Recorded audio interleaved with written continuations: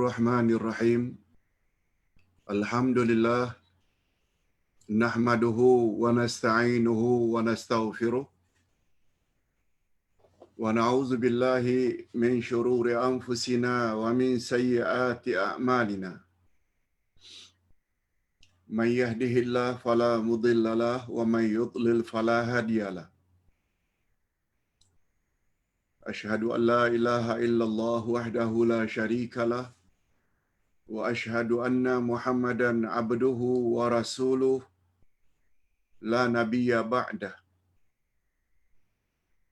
Allahumma salli wa sallim ala nabiyyina Muhammad wa ala alihi wa sahbihi ajma'in, amma ba'd. Hadirin dan hadirat serta para pemirsa yang saya hormati, Assalamualaikum warahmatullahi wabarakatuh. Alhamdulillah, kita bersyukur kehadirat Allah Azza wa Jalla. Berkat taufiknya kita bertemu sekali lagi dalam majlis ilmu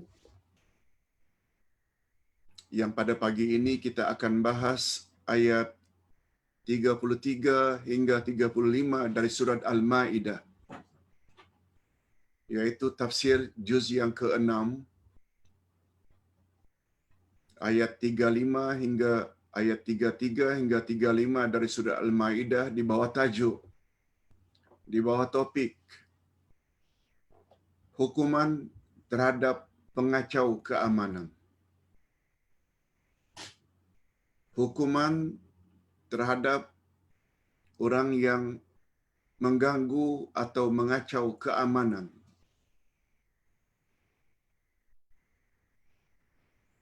Hadirin dan hadirat rahimakumullah. Allah Subhanahu wa taala jelaskan dalam Al-Quran apa yang sepatutnya hukuman ditimpakan ke atas orang tersebut di dunia dan di akhirat. Ini dia penjelasannya. Kita baca terlebih dahulu kerana ayatnya tidak panjang. A'udzubillahi minasyaitonirrajim. Innama jazaa'ul ladzina yuharibuna Allah wa rasulahu wa yas'auna fil ardi fasada an yuqattalu aw yusallabu aw tuqatta'a aydihim wa arjuluhum أو تقطع أيديهم وأرجلهم من خلاف أو ينفوا من الأرض ذلك لهم خزي في الدنيا ولهم في الآخرة عذاب عظيم. Na'udzubillah min dzalik. Illa alladhina tabu min qabli an taqdiru alaihim fa'lamu anna Allaha ghafurur rahim. Terjemahannya.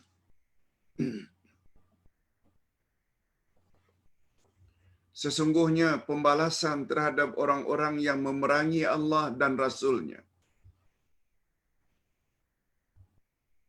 Sesungguhnya pembalasan terhadap orang yang memerangi Allah dan Rasul-Nya dan membuat kerosakan di muka bumi hanyalah dengan dibunuh atau disalib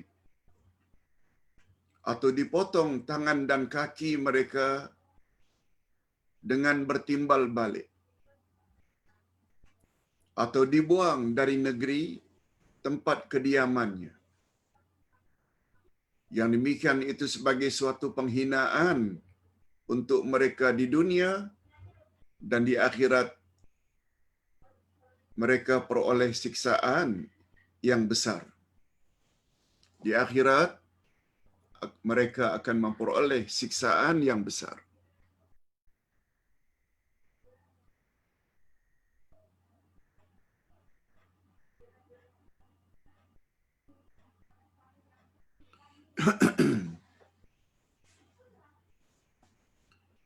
Ayat berikutnya 34, kecuali orang-orang yang tobat di antara mereka, kecuali orang-orang yang tobat di antara mereka, sebelum kamu dapat menguasai atau menangkap mereka. Maka ketahuilah bahwasanya Allah Maha Pengampun lagi Maha Penyayang. Rupanya pagi ini kita belajar 2 ayat saja. 3, 4, bukan 35. 2 ayat saja. 33 dan ayat 34. Okey. Sekarang kita masuk kepada tafsiran ayat. Untuk memahami dengan lebih sempurna, kita perlu kepada tafsir atau terjemah maknawiyah. Cuma sebagai persepsi, untuk memudahkan menyambung dengan pelajaran baru hari ini, bagus juga kalau kita sebut sedikit pelajaran yang telah lalu. Pada ayat-ayat terdahulu telah diterangkan kisah 2 putera Adam, yakni Qabil dan Habil. Qabil membunuh Habil hanya karena dorongan perasaan dengki, hasad. Qabil telah melakukan kesalahan yang sangat besar dan merupakan pembunuhan manusia yang pertama di atas muka bumi. Oleh itu, karena Qabil yang mempelopori jenayah tersebut, maka Qabil turut menanggung dosa setiap pembunuhan manusia yang terjadi sesudahnya. Karena dia yang mempelopori.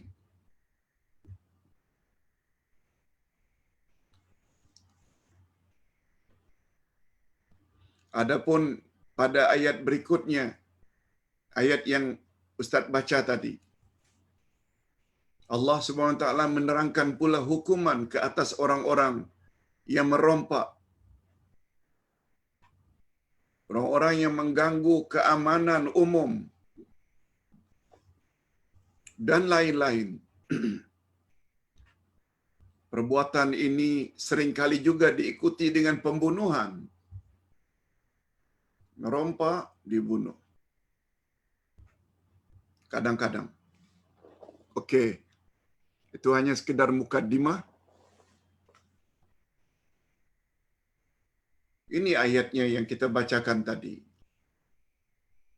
Ustaz terjemahkan sekali lagi, terjemah harfiah. Sesungguhnya pembalasan terhadap orang-orang yang memerangi Allah dan Rasul-Nya dan membuat kerosakan di muka bumi, hanyalah mereka dibunuh atau disalib atau dipotong tangan dan kaki mereka secara timbal balik, yaitu bersilang. Bila tangan kanan dipotong, dipotong juga kaki kiri. Bila tangan kiri dipotong, dipotong juga kaki kanan. Itu maknanya timbal balik. Atau dibuang negeri dari tempat kediamannya. Dibuang negeri. Yang demikian itu sebagai suatu penghinaan untuk mereka di dunia. Dan di akhirat, mereka beroleh siksaan yang besar. Okey. Secara umumnya kita dah faham dah melalui terjemah harfiah. Tapi untuk lebih jelas lagi, apa tafsirannya? Begini. Menurut Imam Bukhari dan Imam Muslim, Maknanya riwayat ini sahih. Menurut Imam Bukhari dan Imam Muslim, daripada Anas bin Malik, bahwa sebab ayat di atas diturunkan adalah karena beberapa orang dari suku Ukai dan suku Urainah. Beberapa orang dari suku Ukai dan Urainah datang menemui Rasulullah sallallahu alaihi wasallam untuk membicarakan perihal mereka ingin memeluk Islam. Ingin memeluk Islam. Tentu saja Rasulullah sangat welcome, menyambut baik hasrat mereka. Tetapi sayangnya setelah diadakan baiat, yaitu ucap setia ingin memeluk Islam kepada Rasulullah sallallahu alaihi wasallam, lalu mereka mengatakan bahawa mereka tidak merasa senang tinggal di kota Madinah. Tak selesa.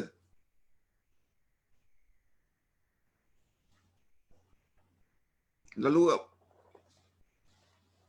bagaimana reaksi Rasulullah?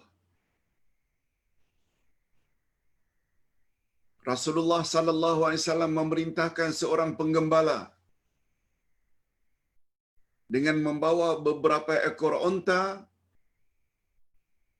agar menggiring mereka, agar membawa mereka keluar dari kota Madinah. Sebab mereka yang telah dibaiat oleh Rasul merasa tidak selesa tinggal di Madinah, lalu Rasulullah pun suruh seorang penggembala sambil membawa beberapa ekor ontanya, bawa mereka yang tidak merasa selesa tinggal di Madinah untuk keluar dari Madinah.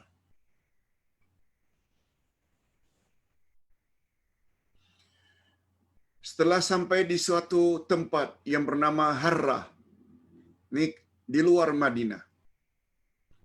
Nama tempat itu Harrah. Mereka kembali menjadi kafir. Mereka murtad. Bukan hanya sekedar murtad. Mereka bunuh penggembala tersebut. Dan mereka rampas onta-ontanya. Mereka curi.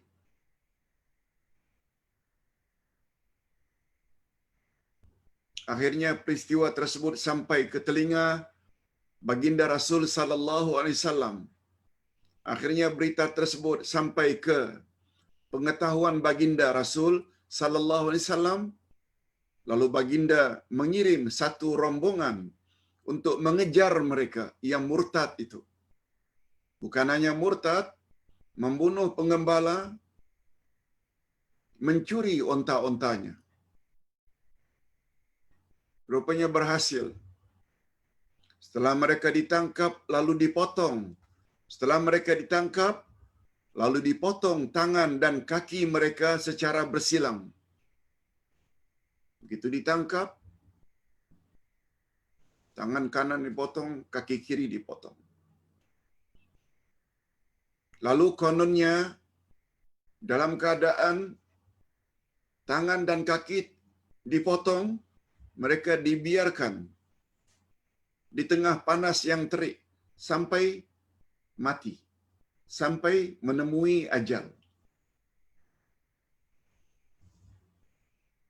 Itu satu riwayat. Itu satu riwayat. Ada juga riwayat yang lain yang mengatakan bahwa mata mereka dicungkil. Mata mereka dicungkil. Karena mereka bukan saja membunuh penggembala, tapi juga mata penggembala mereka cungkil. Lalu atas arahan Rasul, mata orang yang murtad itu juga dicungkil.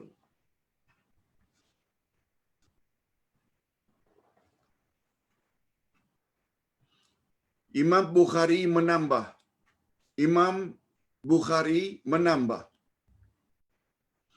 bahwa Imam Qatadah yang meriwayatkan hadis itu dari Anas berkata, apa kata Qatadah? Telah sampai kepada kami bahwa setelah peristiwa tersebut Nabi sallallahu alaihi wasallam menyuruh agar bersedekah dan melarang membalas dengan hukuman yang serupa. Ini riwayat yang lain.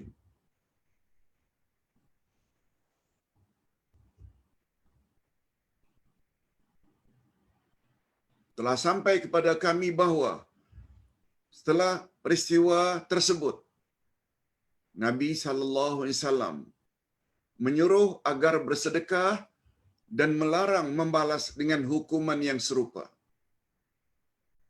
Dan diriwayatkan daripada Abu Dawud dan An-Nasa'i daripada Abu Zahad bahwa setelah Rasulullah sallallahu alaihi wasallam memotong kaki dan tangan pencuri tersebut serta menyelar matanya dengan besi panas, lalu baginda sallallahu alaihi wasallam ternyata ditegur oleh Allah dengan menurunkan ayat di atas bahwa mencungkil atau menyelar dengan besi panas ke atas masa itu tidak dibenarkan oleh Allah. Maknanya Rasulullah sallallahu alaihi wasallam ditegur oleh Allah. Setelah ayat ini diturunkan, Nabi pun sallallahu alaihi wasallam melarang mencungkil mata. Walaupun dia mencungkil mata mangsanya. Begitu diriwayatkan dari hadis-hadis yang sahih. Masalah Nabi ditegur oleh Allah itu biasa, bukan hanya bab ini. Termasuk ketika baginda berhadapan dengan beberapa pemimpin kafir, pemimpin Quraisy. Tiba-tiba datang seorang sahabat yang matanya buta kedua-duanya yang bernama Abdullah bin Umi Maktum, memberi salam, minta diajar beberapa ayat yang baru diturunkan. Nabi yang sedang berhadapan dengan pembesar-pembesar Quraisy melihat Abdullah bin Umi Maktum dengan muka yang masam, lalu berpaling, tidak hiraukan Abdullah bin Umi Maktum. Itu pun sikap Nabi itu ditegur oleh Allah. Lalu turunlah surat Abasa wa Tawalla. Ini telah kita bahas dalam tafsir Juz' Amma. Okey. Masalah Rasul ditegur oleh Allah beberapa kali teguran itu biasa dan sedikit pun tidak mengurangi sifat maksum baginda. Sebab itu teguran itu hanya berkait dengan ijtihad, ijtihad, iaitu hanya pandangan Nabi. Rupanya pandangan itu tidak dipersetujui oleh Allah. Itu sebabnya kata Nabi sallallahu alaihi wasallam dalam satu hadis sahih, siapa yang menggunakan akalnya berijtihad ternyata benar, dia dapat 2 pahala. Tetapi andai kata dia berijtihad ternyata salah, dia tetap dapat 1 ganjaran. Tapi itu untuk Rasul atau untuk imam-imam yang memenuhi syarat-syaratnya, bukan jenis kita. Sebab syarat ijtihad mesti hafal Al-Quran, mesti hafal hadis Nabi sallallahu alaihi wasallam. Sebagai contoh, Imam Abu Hanifah, Imam Malik, Imam Asy-Syafi'i, Imam Ahmad Ibnu Hanbal disepakati oleh mazhab Ahlus Sunnah wal Jamaah orang yang memang layak berijtihad karena mereka memiliki ilmu Al-Quran dan hadis Nabi sallallahu alaihi wasallam. Oleh sebab itu perbezaan pendapat antara satu mazhab dengan mazhab yang lain jangan dijadikan sebagai sebab untuk kita bertelingkah atau saling salah menyalahkan. Sebab ijtihad mereka. Ingat sekali lagi kata Nabi, siapa yang berijtihad ternyata benar dia dapat 2 pahala. Siapa yang telah memenuhi syarat-syarat ijtihad, lalu ijtihadnya tersalah, dia tetap mendapat pahala 1. Oleh sebab itu, kita perlu beradab dengan imam-imam mujtahidin, imam-imam mazhab, respek mereka, hormat mereka, sanjung mereka. Dalam masalah kita hendak ikut yang mana satu, itu terserah kita.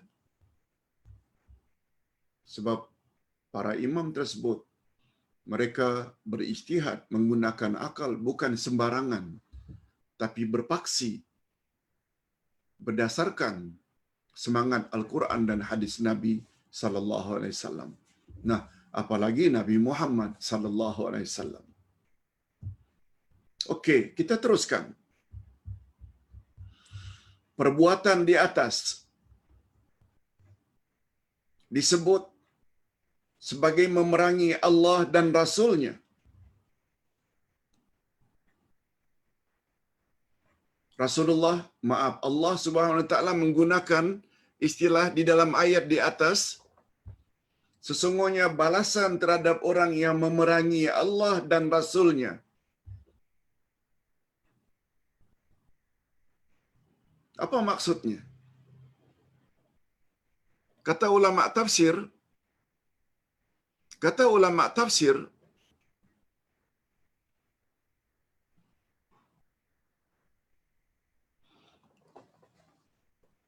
perbuatan di atas disebut sebagai memerangi Allah dan Rasul-Nya hanya untuk menyatakan betapa hinanya dan menakutkan perbuatan tersebut, serta untuk menyatakan betapa bahaya jenayah tersebut terhadap kebenaran atau al-haq dan keadilan al-adlu yang Allah Subhanahu wa taala telah turunkan kepada Rasul-Nya.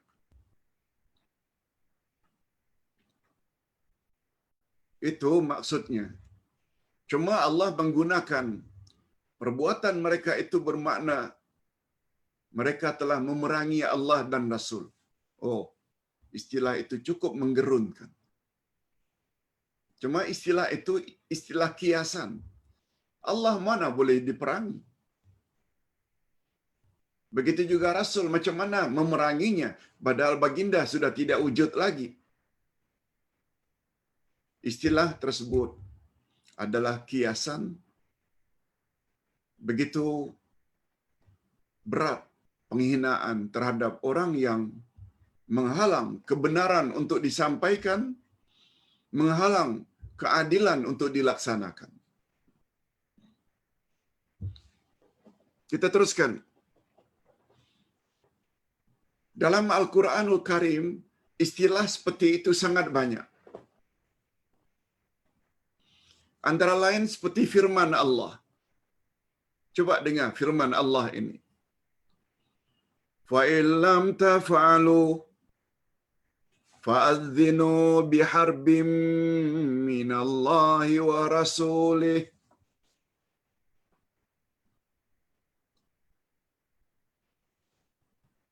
Maka jika kamu tidak mengerjakan, maka ketahuilah olehmu bahwa Allah dan Rasul akan memerangimu.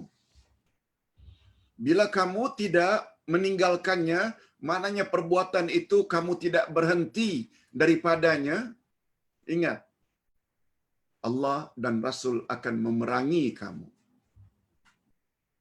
Ayat ini maksudnya, bila kamu selama ini makan riba, tak mau berhenti dari makan riba, ingatlah wahai pemakan riba. Allah bagi warning, peringatan keras. Jika kamu terus saja makan duit riba, Allah dan Rasul akan perangi kamu. Lebih kurang macam itu. Maknanya menunjukkan dosa yang sangat besar. Allah sangat murka. Itu maksudnya. Al-Baqarah ayat 279. Peperangan di sini yaitu Allah akan perangi kamu, Rasul akan perangi kamu jika kamu masih lagi makan duit riba. Peperangan di sini dengan makna kiasan atau istilah tafsir majaz. Bukan makna yang hakiki. Memerangi Rasulnya dan wali-walinya.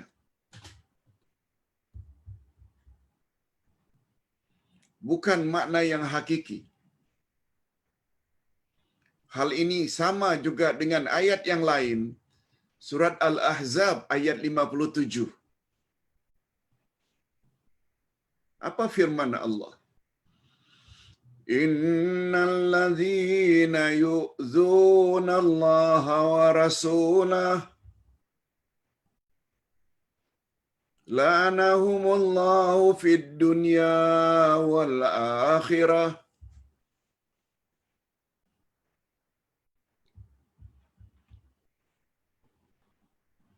Sesungguhnya orang-orang yang menyakiti Allah dan Rasul-Nya, Allah akan melaknat mereka di dunia dan di akhirat.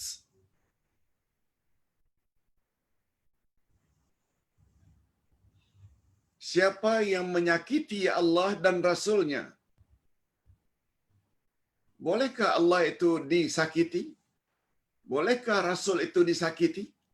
Lebih-lebih lagi, kita pada akhir zaman, Rasul dah wafat. Allah macam mana tidak disakiti? Tapi menyakiti Allah dan menyakiti Rasul di sini, yaitu menyakiti wali-wali Allah. Menyakiti orang-orang yang hampir dengan Allah. Menyakiti orang-orang yang ingin menegakkan keadilan dan kebenaran. Orang-orang yang ingin menyampaikan al-haq, ayat Quran dijelaskan, hadis-hadis Nabi yang sahih dijelaskan. Lalu pendakwah-pendakwah atau ulama tersebut diambil tindakan hukum, dipenjara, digantung sampai mati. Tidak diberi keizinan untuk menyampaikan kebenaran. Sama halnya dengan memerangi Allah dan Rasul. Sebab orang ini hanya ingin menyampaikan apa kata Allah dan apa kata Rasul. Hati-hati. Andai kata kita sedang menjadi penguasa yang punya otoriti, membenarkan seseorang memberi ceramah sehingga diberi tauliah atas sebab-sebab tertentu, kita halang orang tersebut, hukumannya di sisi Allah sama dengan memerangi Allah dan Rasul. Bukan maknanya memerangi Allah dan Rasul, tapi dia membawa makna memerangi orang-orang yang ingin menegakkan kebenaran dan keadilan. Istilah seperti ini sangat banyak di dalam Al-Quranul Karim. Kita berpindah kepada pandangan Imam Al-Qurtubi. Apa komen Imam Al-Qurtubi terhadap ayat di atas?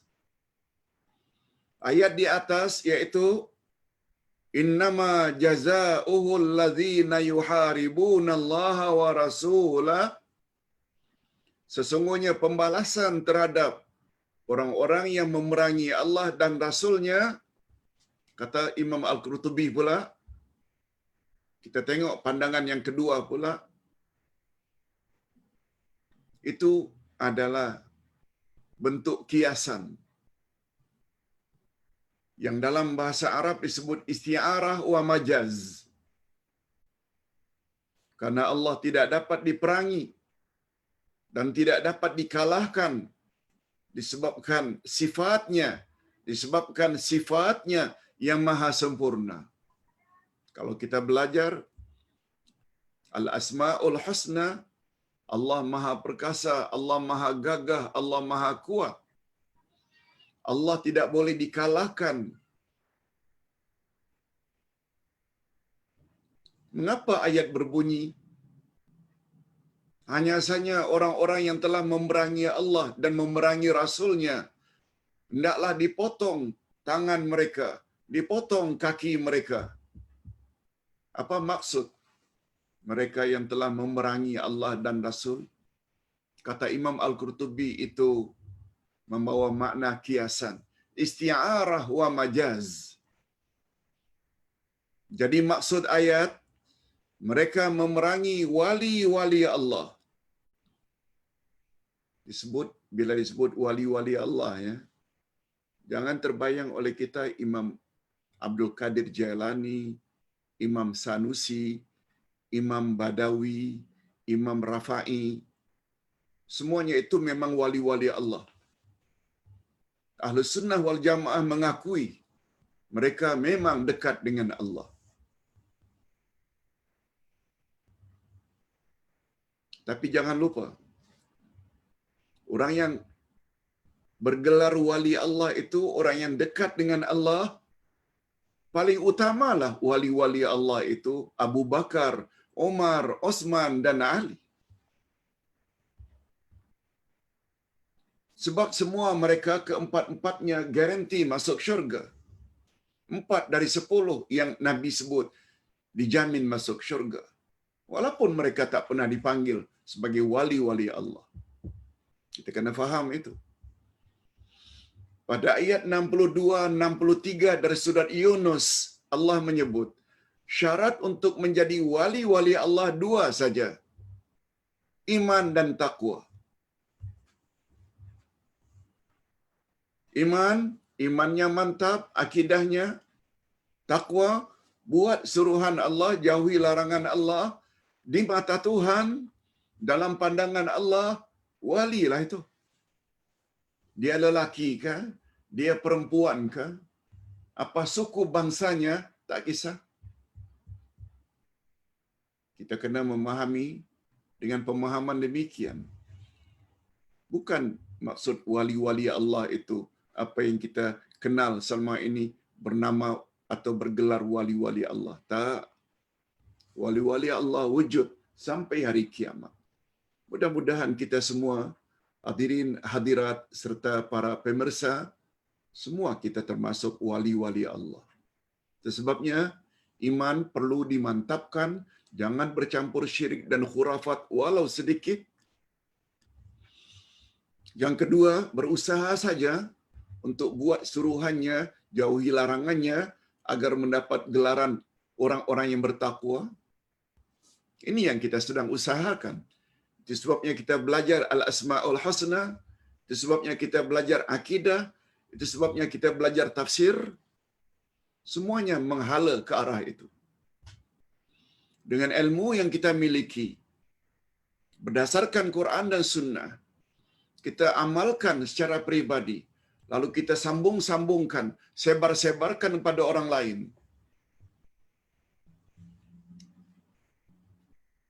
Supaya bukan hanya kita saja yang menjadi wali Allah, orang lain, terutama saudara mara kita juga menjadi wali-wali Allah. Nah, orang-orang semacam itu, wahai para penguasa, jangan kamu anggap enteng. Sehingga kamu ambil tindakan sesuka hati, padahal mereka ingin menyampaikan kebenaran ilahi kepada umat. Lalu dihalang, hukumannya sama dengan kamu memerangi Allah dan Rasul. Bahaya. Itu pemahaman. Ustaz tidak mention mana-mana pihak, ya. Kita bercakap secara umum. Berapa banyak zaman dahulu para alim ulama mati di tiang gantungan. Berapa banyak zaman dahulu para ulama dipenjara sampai mati dalam penjara. Oh, ini bukan rahasia lagi. Realiti. Mudah-mudahan pada akhir zaman perkara itu tidak berlaku lagi. Mereka memerangi wali-wali Allah. Diungkapkan dengan memerangi dirinya. yakni diri Allah yang Maha Perkasa, sebagai ganti wali-walinya, menggambarkan betapa besarnya dosa menyakiti mereka. Betapa besar dosanya menyakiti orang-orang yang dekat dengan Allah. Hal ini sebagaimana dia mengungkapkan orang-orang kafir dan lemah. Allah gunakan dengan istilah ad-du'afa'u wal fuqara. Orang yang lemah lagi orang yang fakir, Allah gambarkan dalam firman-Nya. Coba tengok. Man dzalladzi yaqridullaha qardan hasana. Siapakah yang mau memberi pinjaman kepada Allah? Pinjaman yang baik. Secara literal, Allah perlukah pinjaman? Segala yang kita milik saja itu miliknya. Allah menggunakan istilah, tak maukah kamu memberi pinjaman pada Allah? Dia membawa makna, kamu tidak mau bantu ke orang-orang yang lemah lagi fakir miskin, itu maksudnya, bukan Allah.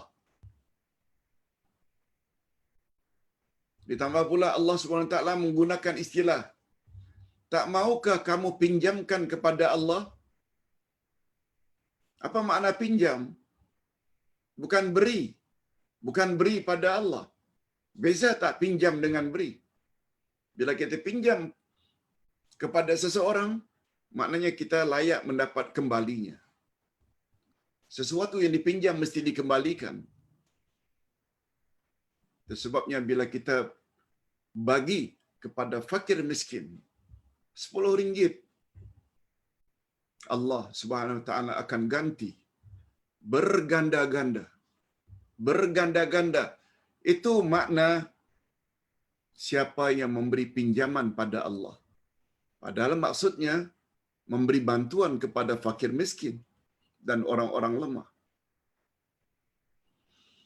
Cuba lihat ayat 245 dari surat Al-Baqarah. Tujuannya ialah, apa tujuan Allah menyebut demikian? Ialah agar mendorong mereka memiliki sifat belas kasih kepada fakir miskin dan du'afa, orang-orang yang lemah. Hakikat ini sama dengan sabda Rasul sallallahu alaihi wasallam, istat'amtuka falam tut'imni. Aku meminta makanan kepada kamu, tetapi engkau tidak beri aku makanan. Hadis sahih riwayat Imam Muslim. Bagus juga Ustaz jelaskan bahagian ini.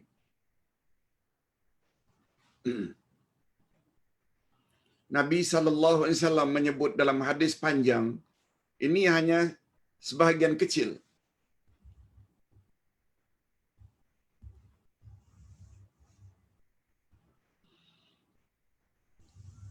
Di akhirat nanti Allah Subhanahu wa taala akan bertanya kepada manusia,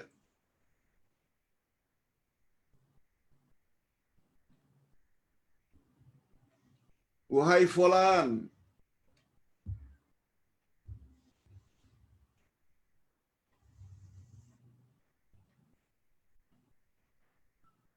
mengapa dulu di dunia kamu tidak ziarah aku ketika aku sakit? Allah yang cakap. Lalu manusia yang ditanya dalam keadaan sangat heran bertanya, ya Allah, macam mana aku tidak ziarah kamu? Kamu tidak sakit. Coba dengar jawaban Allah. Bukankah engkau tahu si fulan itu sakit? Rakanmu, jiranmu, tetanggamu. Mengapa kamu tidak ziarah? Padahal bila kamu ziarah dia, itu bermakna engkau telah ziarah aku. sebab aku bersama orang yang sakit. Itu penjelasannya. Allah tanya lagi, "Hai fulan, mengapa engkau tidak beri aku makan ketika aku lapar?" Ini dia. Mengapa engkau tidak beri aku makan ketika aku lapar? Orang tersebut tanya lagi, "Ya Allah, engkau tak makan, engkau tak lapar. Macam mana aku tidak beri engkau makan?" Coba dengar jawaban Allah. Hadis sahih riwayat Imam Muslim. Bukankah engkau tahu tetanggamu tidak makan? Bukankah engkau tahu saudaramu berhari-hari tidak makan? Bukankah engkau tahu si fulan itu di negeri itu, di Syria, di Gaza, banyak orang yang tidak makan? Mengapa engkau tidak bantu mereka?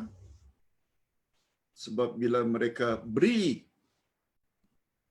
sebab bila kamu beri mereka makan, sama dengan engkau beri aku makan, kata Allah. Sebab aku bersama dengan orang-orang yang lapar.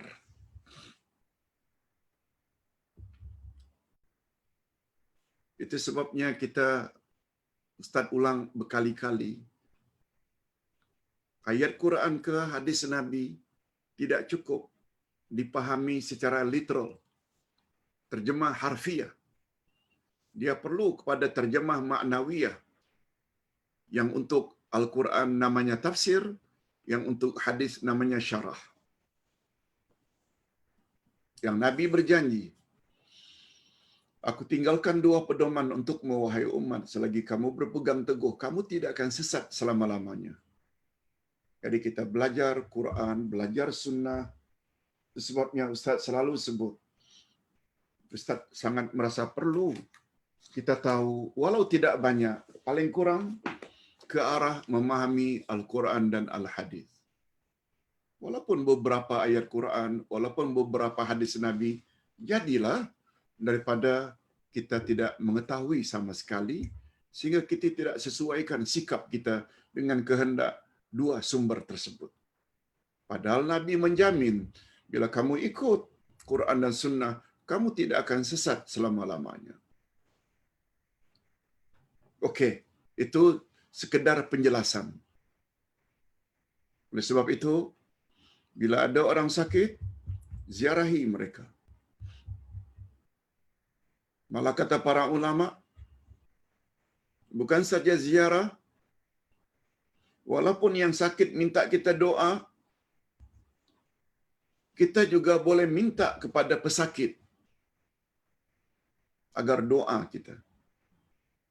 Andai kata sakitnya tak teruk sangat, tidak tenat, sakit-sakit biasa, kita ziarah, doa orang yang sedang sakit sangat makbul. Persepsi kita barangkali orang sakit yang memerlukan doa kita. Tapi sebenarnya doa pesakit untuk kita yang datang menziarahi itu adalah lebih makbul. Apa sebab? Allah menyebut, "Mengapa kamu tidak ziarah saudaramu yang sakit? Sebab apabila kamu ziarah orang yang sakit, sama dengan engkau ziarah aku, sebab aku bersama dengan orang-orang yang sakit." Begitu juga memberi makan. Okey, kita teruskan dengan penjelasan berikut. Menurut jumhurul ulama, majoriti ulama, ayat di atas diturunkan karena perbuatan rompakan. Perbuatan rompakan yang dilakukan oleh orang-orang Islam. Sebagaimana kisah suku Urainah di atas yang telah menipu Rasulullah sallallahu alaihi wasallam dengan berpura-pura memeluk Islam. Kemudian setelah kembali kepada kaumnya, mereka kembali menjadi kufur dan membunuh serta membuat kerosakan. Kaum yang kita sebutkan tadi. Rupanya tipu saja. Kemudian mengadu tak selesa tinggal di Madinah. Lalu Nabi pun dengan ikhlas suruh pengembala pandu mereka ke perbatasan sambil membawa beberapa ekor unta. Lalu pengembala dibunuh, unta dirampas. Malah setengah riwayat dicungkil pula matanya.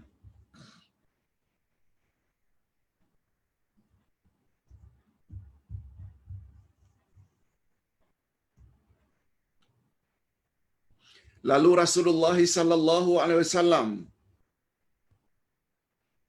jatuhkan hukuman ke atas mereka dengan hukuman yang setimpal. Sebagaimana firman Allah, "Wa man jaa'a bis-sayyi'ah fala yujza illa mislaha." Barang siapa yang membawa perbuatan yang jahat, maka dia tidak diberi pembalasan melainkan seimbang dengan kejahatannya. Dia bunuh lalu dibunuh. Orang-orang yang mengganggu keamanan,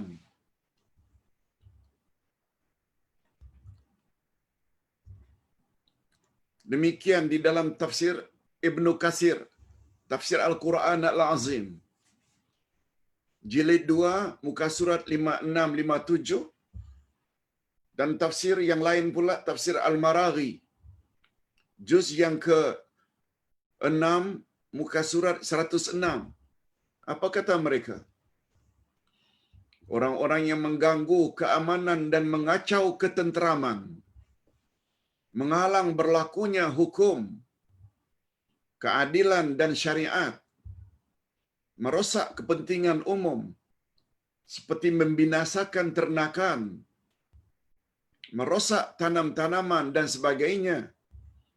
Hukuman ke atas mereka ialah antara salah satu dari hukuman berikut. Pertama, dibunuh.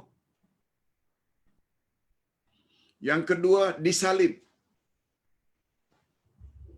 Yang ketiga, dipotong tangan dan kaki secara bersilang. Dan yang keempat, dibuang daerah, dibuang negeri. Hukuman ini dalam Islam sangat tergantung kebijaksanaan setiap pemimpin. Boleh pilih salah satu dari empat tersebut. Bila seseorang itu membuat kerosakan yang melibatkan orang ramai, kita teruskan. Diserahkan kepada kebijaksanaan pemerintah untuk mengenakan hukuman yang setimpal dengan jenayah yang dilakukannya. Hikmah tidak dinyatakan secara terperinci hukuman di sini karena jenis kerosakan sangat banyak jenisnya dan berbeza-beza pada setiap zaman dan tempat. Demikian juga mudarat atau bahayanya yang ditimbulkannya juga berbeza. Ada orang merampas saja. Ada orang merampas dan membunuh. Malah ada yang merampas sesuatu dari seorang gadis, dirogol dulu, diperkosa, lalu dibunuh. Ini semua mengandungi hikmah hukuman itu berbeza-beza. Makin beratlah. Yang agak ringan tak sama dengan yang berat. Itu maksudnya. Kadang-kadang jenayah yang dilakukan hanya satu. Kadang-kadang berhimpun 2 atau 3 dan lain-lain. Yang satu mencuri saja. Yang kedua pula mencuri dan merogol. Dan yang ketiga mencuri, merogol, memperkosa dan membunuh. Itu sebabnya hukuman dipilih di antara salah satu dari 4 tadi. Oleh itu, pihak berkuasa yakni pemerintah berhak menyesuaikan hukuman ke atas penjenayah sesuai dengan kesalahan masing-masing. Seperti dikenakan hukuman bunuh jika ia membunuh, atau disalib sampai mati jika berimpun padanya antara jenayah merampas harta dan membunuh, dan dipotong tangannya dan kakinya secara bersilang jika ia hanya merampas harta tetapi tidak membunuh, atau dibuang daerah kalau ia hanya menakut-nakutkan saja tetapi tidak membunuh dan tidak pula merampas harta. Ada pula yang berpendapat hukuman buang daerah dapat diganti dengan penjara. Kalau ditanya penjara letak di mana, Pak Ustaz? Dia sama dengan buang daerah.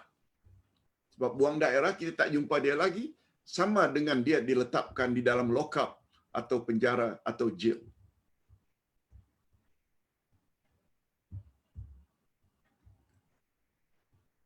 Macam mana, Pak Ustaz, dalam Islam terhadap hukuman-hukuman orang-orang yang rasuah? Sesuaikanlah. Bukankah itu juga melibatkan harta orang ramai, harta rakyat? Pandai-pandailah. Pemerintah akan meletakkan sesuatu hukuman. Hukuman tetap akan dihukum. Nanti kita akan jelaskan nanti di bawah ini lagi, bahwa merompak, merampas, mencuri, rasuah, dia melibatkan bukan saja dosa kepada Allah, tapi juga dosa kepada sesama manusia. Nanti kita akan jelaskan. Imam Al-Maraghi berkata, orang-orang yang merompak dan membunuh hendaklah disalib sampai mati. Sekali lagi ya, Ustaz ingin ingatkan kepada jemaah sekalian, ini hukuman dalam Islam. Mana-mana pemerintah kadang-kadang mau gunakan, kadang-kadang tidak mau gunakan. Itu bab lain. Kita hanya bercakap dalam Islam, dalam Al-Quran, hukumannya seperti itu. Untuk kita faham. Orang-orang yang merompak dan membunuh hendaklah disalib sampai mati. Begitu dalam Al-Quran disebut. Penyaliban itu hendaklah dilakukan di tempat laluan orang ramai. Bukan di bilik tertutup. Agar hukuman itu menjadi pengajaran dan menimbulkan rasa takut bagi sesiapa yang ingin melakukan jenayah yang serupa pada masa akan datang. Potong tangan, dipancung bagi yang telah membunuh cukup saksinya, sebagaimana yang dilaksanakan di Arab Saudi. Itu dilakukan biasanya setelah selesai salat Jumaat. Sebagaimana yang kami dulu sebagai student di Islamic University Madinah menyaksikan beberapa kali hukuman pancung di khalayak ramai, supaya jadi pengajaran. Siapa yang ingin melakukan itu, dia akan dapat hukuman yang serupa. Bila potong tangannya pencuri, tangannya akan digantung, dilihat oleh orang ramai, supaya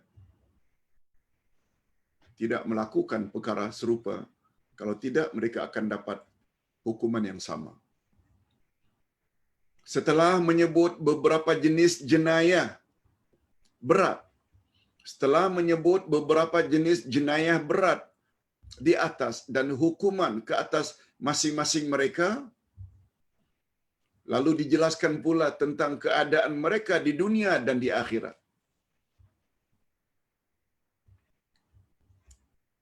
Apa kata Allah? Ini masih lagi pada ayat 33. Yang demikian itu sebagai suatu penghinaan untuk mereka di dunia, dan di akhirat mereka beroleh siksaan yang besar. Apa makna bahagian ini? Maksudnya, hukuman yang dikenakan ke atas mereka merupakan penghinaan ke atas mereka ketika di dunia dipotong tangan secara bersilang atau disalib atau dibunuh di khalayak ramai sebagai penghinaan ke atas diri mereka di dunia agar menjadi pengajaran bagi kaum muslimin lainnya. Sedangkan di akhirat pula mereka akan melaksanakan siksaan yang besar sesuai dengan jenayah yang telah mereka lakukan. Timbul pertanyaan, apakah setelah mereka menjalani hukuman di dunia, mereka akan dihukum lagi di akhirat?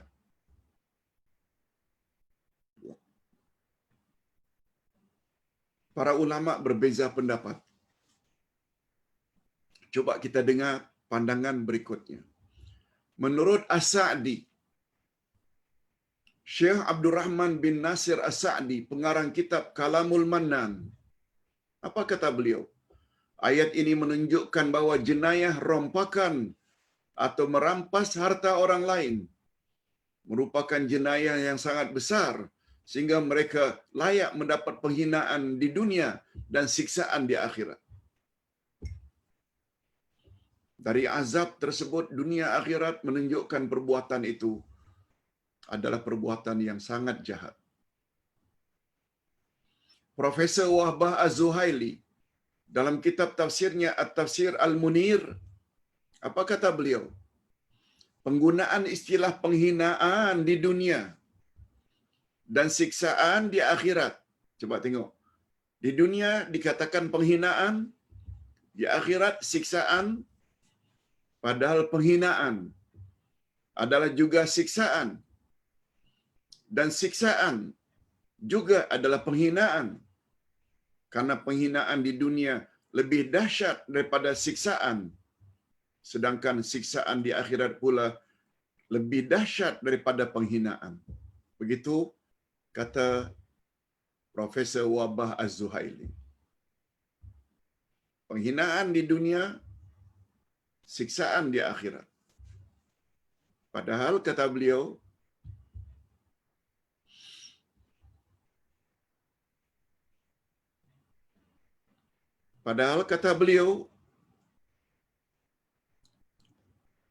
penghinaan di dunia lebih dahsyat daripada siksaan,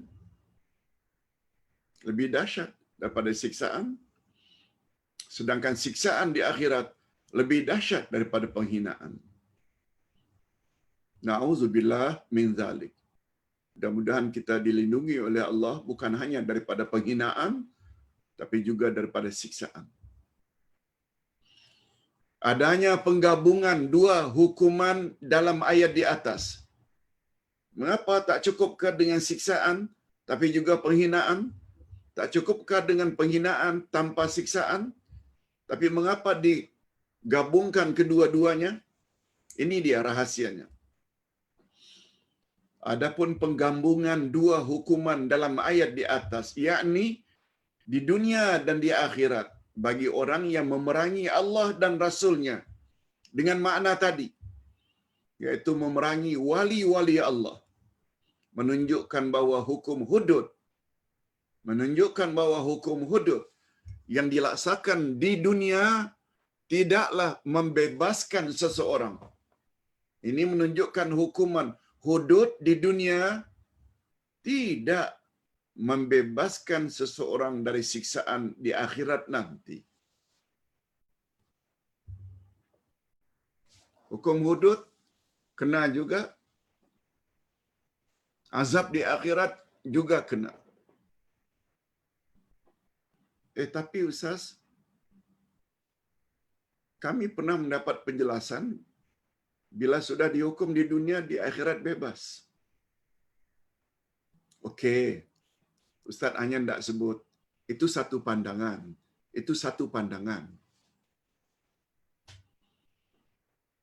Inilah pendapat Imam Abu Hanifah atau mazhab Hanafi. Sedangkan pendapat jumhurul fuqaha, majoriti ulama fiqh selain Hanafi, Maliki, Syafi'i, Hambali, apa pula pendapat mereka? Beza dengan pendapat Abu Hanifah. Hudud membebaskan dan menutup seseorang daripada siksaan di akhirat.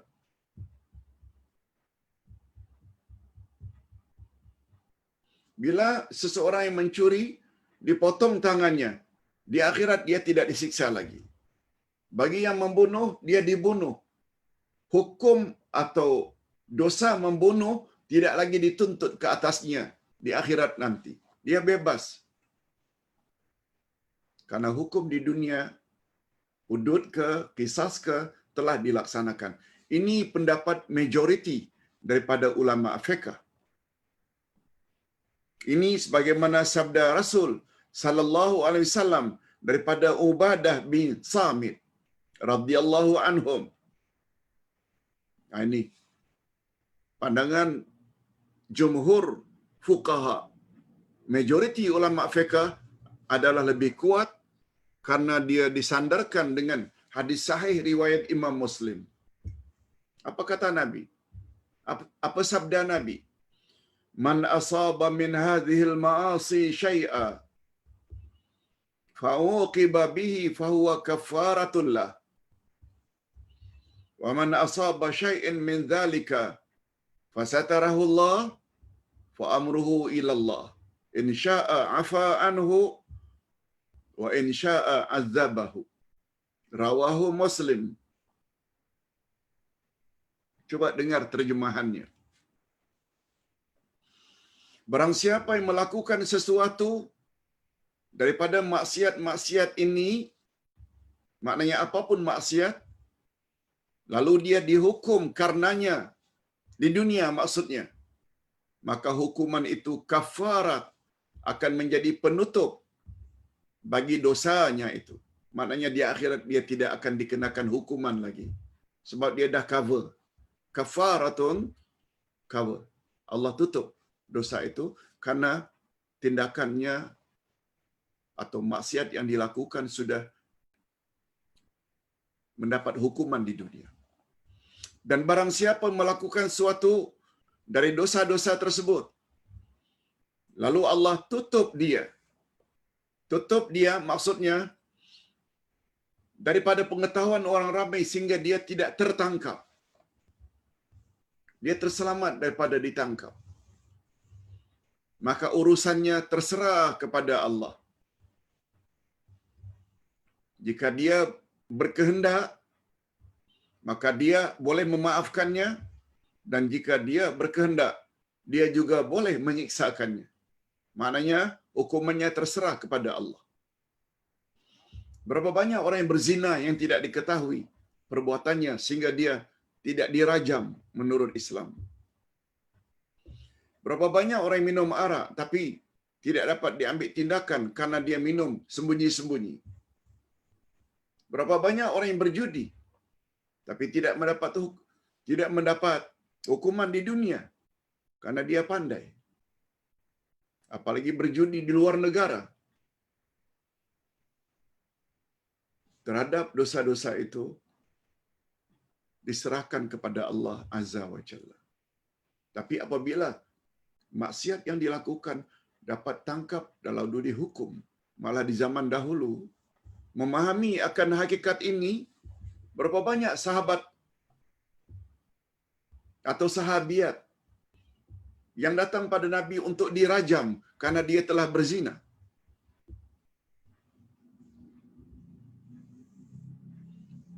Seperti kisah wanita Ghamidiyah.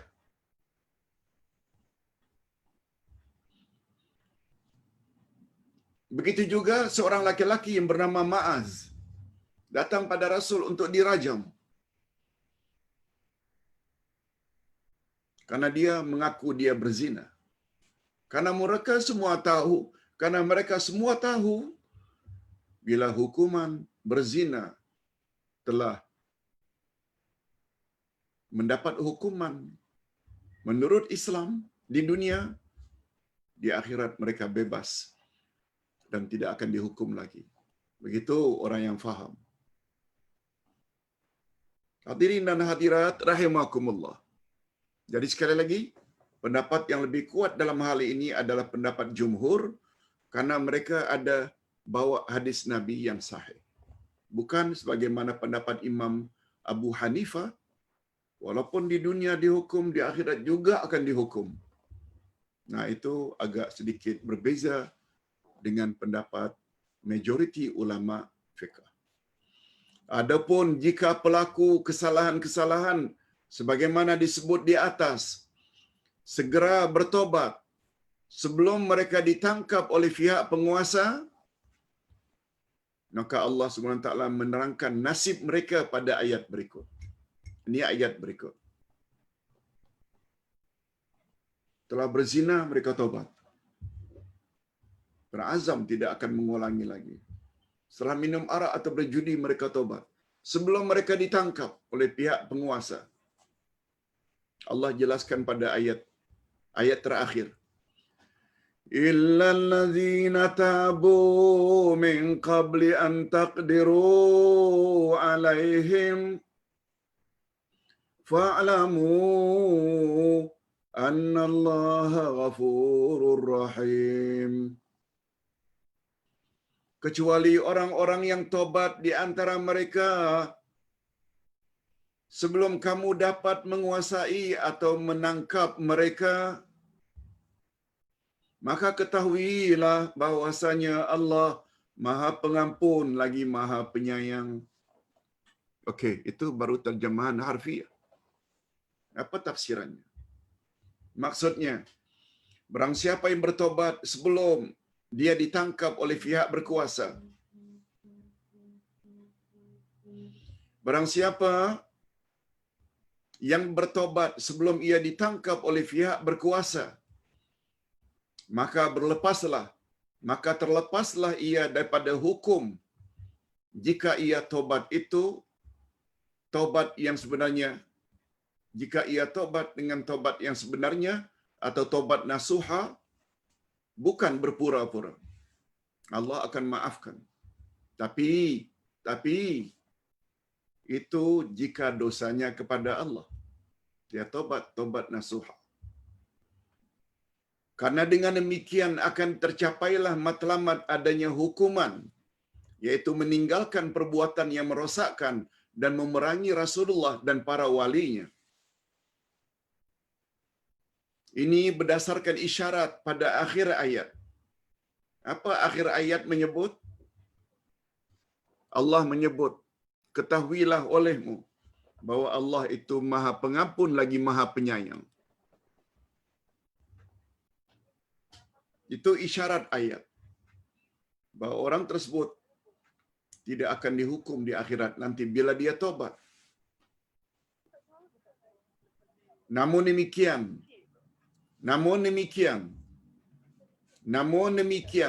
tobat itu hanya menggugurkan hak Allah sahaja. Hak Allah sahaja, dia tidak ada kaitan dengan hak manusia. Namun demikian, Ustaz ulang, namun demikian, tobat itu hanya menggugurkan hak Allah sahaja, yaitu hukum hudud. Hukum hudud tak kena karena tak tertangkap.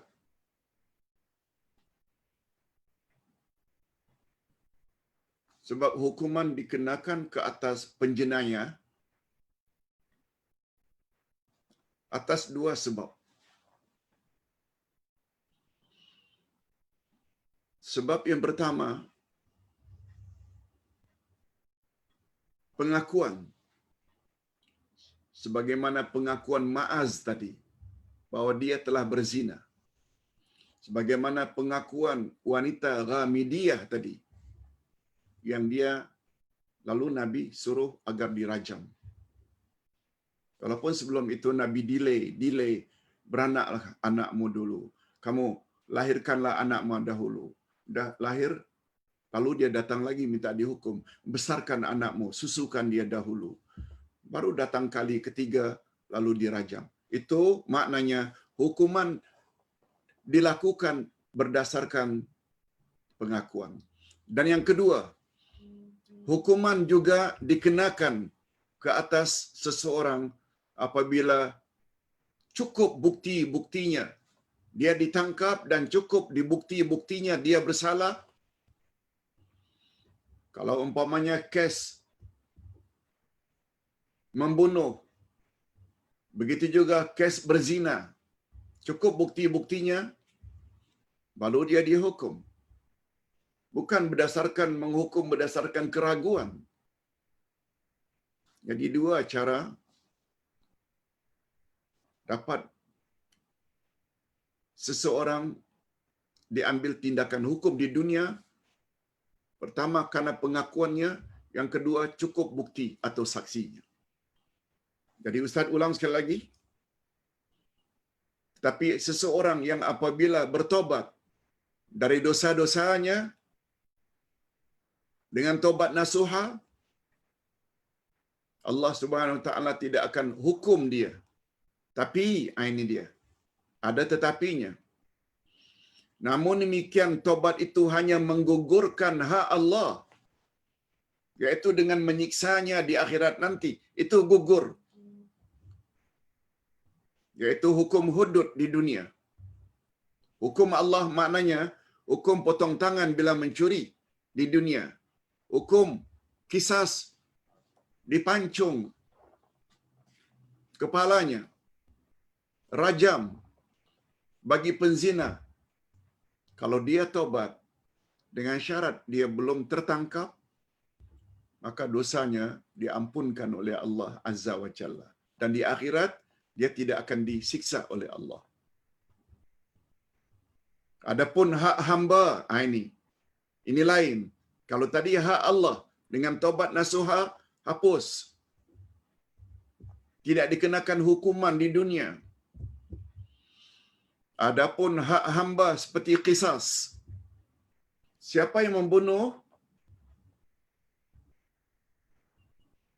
keluarga yang dibunuh itu boleh memaafkan,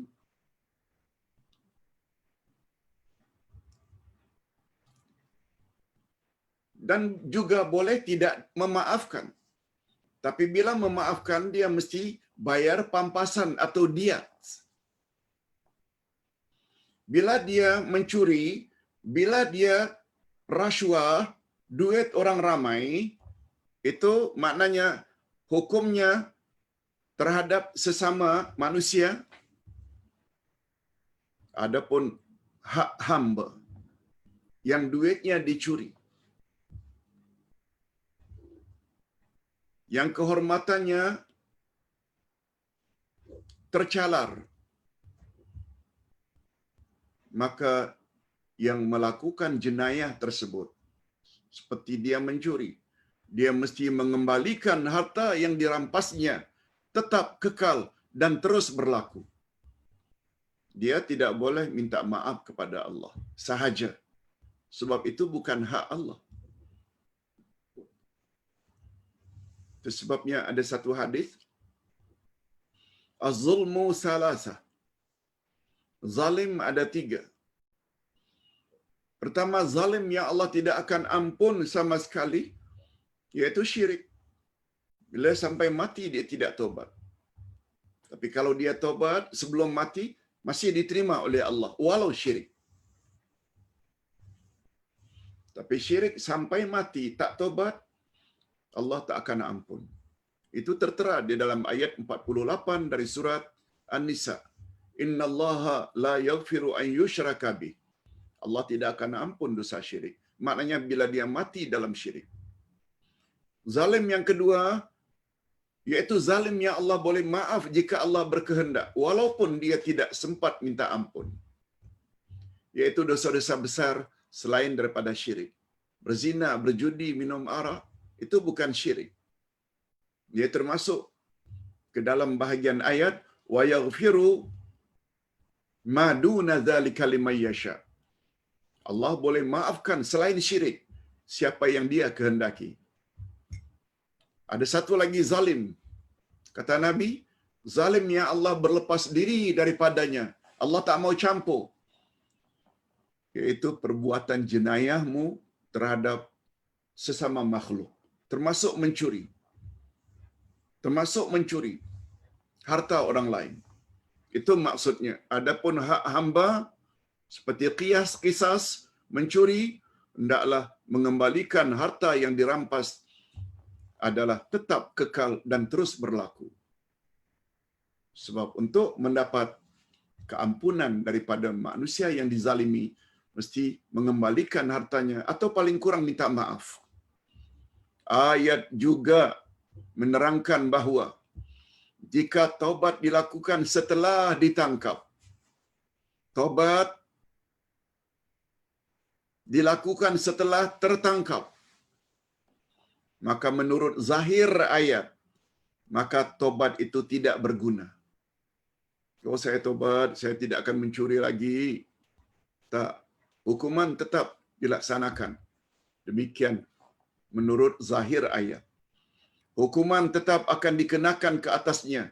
Wallahu a'lam. Okey, sekarang sampai kepada kesimpulan. Ada 5 kesimpulan, kita sebut saja secara ringkas. Pertama, orang yang melakukan perbuatan yang dapat mengganggu terlaksanakan syariat Allah. Orang yang melakukan perbuatan yang dapat mengganggu terlaksananya syariat Allah. Keamanan jiwa, harta dan kehormatan, hendaklah dihukum bunuh atau disalib sampai mati, atau dipotong kaki dan tangannya secara bersilang, atau dibuang daerah, atau dipenjara. Itu kesimpulannya. Yang pertama. Yang kedua, hukuman tersebut merupakan penghinaan baginya di dunia. Sedangkan di akhirat akan disediakan untuknya siksaan yang sangat berat. Na'udzubillah min dzalik. Itu sebabnya kita sangat digalakkan supaya segera tobat. Yang ketiga, mereka yang terlanjur melakukan perbuatan tersebut lalu segera bertobat dengan tobat nasuha sebelum ditangkap oleh pihak yang berkuasa, maka hukumannya sama dengan hukuman melakukan kejahatan atau pelanggaran biasa. Ustaz ulang sekali lagi, kesimpulan yang ketiga, mereka yang terlanjur melakukan perbuatan tersebut lalu segera bertobat dengan tobat nasuha sebelum ditangkap. Mereka sama dengan orang yang melakukan perbuatan-perbuatan maksiat yang lain. Maknanya Allah hapuskan dosanya. Tapi dengan syarat sebelum ditangkap. Yang keempat, tobat hanya menggugurkan hak Allah seperti hukuman hudud. Sedangkan hak hamba tetap kekal dan harus berlaku seperti hukuman qisas atau diat, pampasan atau mengembalikan harta yang dirampas dan sebagainya. Dan yang kelima, terakhir, taubat yang dilakukan setelah ditangkap tidak berguna. Hukuman tetap dilaksanakan ke atasnya berdasarkan zahir ayat. Wallahu a'lam. Mudah-mudahan apa yang kita sampaikan pada pagi ini dapat jugalah membuka minda kita bahawa dalam Islam menurut hukum daripada Allah begitu terhadap orang yang suka membuat kerosakan dan kekacauan di atas muka bumi. Ingat, menghalang kebenaran disampaikan, menghalang kebenaran ilahi dari Quran dan Sunnah Nabi disampaikan, orang yang menghalang itu sama dengan orang yang telah memerangi Allah dan Rasul. Na'udzubillahi min dzalik. Hadirin dan hadirat, sampai di sini dulu. Kita berpindah kepada menjawab soalan semampu yang boleh. Jika ada soalan. Wassalamualaikum warahmatullahi wabarakatuh.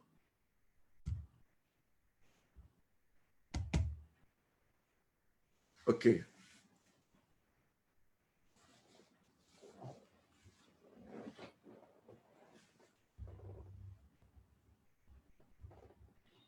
Ada pertanyaan, Ustaz, apakah contoh orang yang menghalang agama Allah